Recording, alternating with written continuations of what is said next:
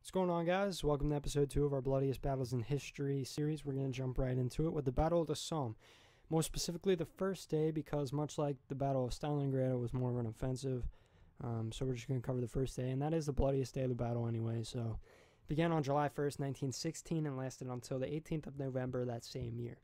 It was a joint offensive, originally, between the British Expeditionary Force and the French Army. I say originally because on paper, the French were supposed to take the point, but were unable to because of the casualties that they sustained at the Battle of Verdun.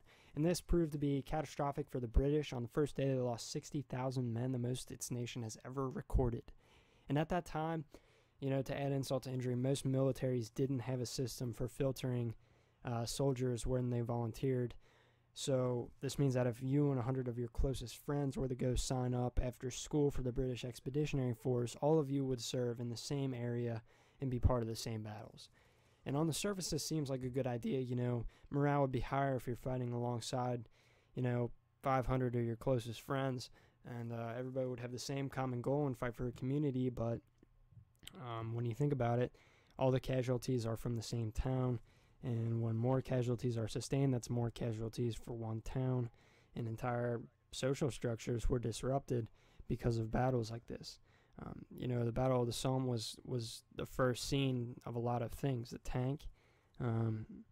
This was the first time that people really stepped back and said, hey, we need to change the way we do this, because it created what we now call the lost generation. And that was a generation of men that suffered from extreme amounts of PTSD. And they were lost. They so young, and their lives were already over, essentially. They would never be able to go back into society and start over. So 60,000 men for 6 miles was the trade-off for the British. That was their goal. That's what they got. They didn't actually capture their main objective. They captured 6 miles and lost 60,000 men on the first day.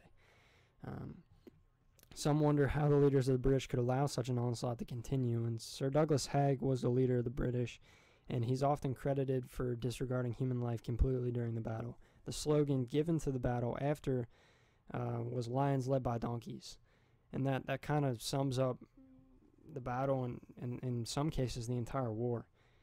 The Germans were they didn't get out unscathed.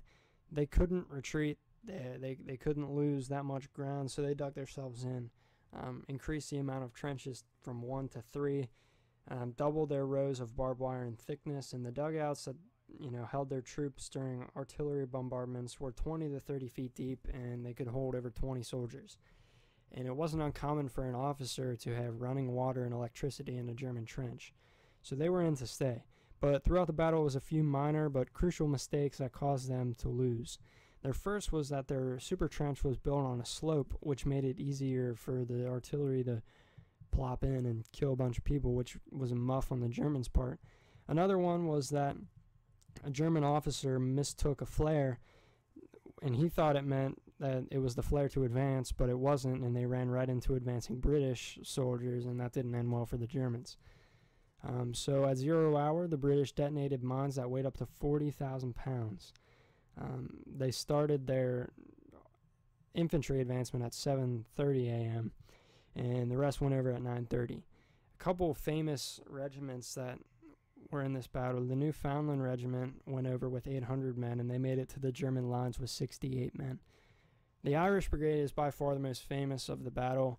They were 1 mile from the German trench, and they could see it directly from where they were standing. They lost all of their men. It was completely obliterated before they even came close to the trench. And a whole brigade completely obliterated before they even made it to the trench. So by the end of the first day, the British had made little progress, but they did manage to breach the German lines north of the Somme. So it was a minor victory for the British when you look at it, if there is any winners in this battle at all. So they got the land. It wasn't as much as they wanted, and it was a huge, huge trade-off. They lost 20% of their men in one day, 20%.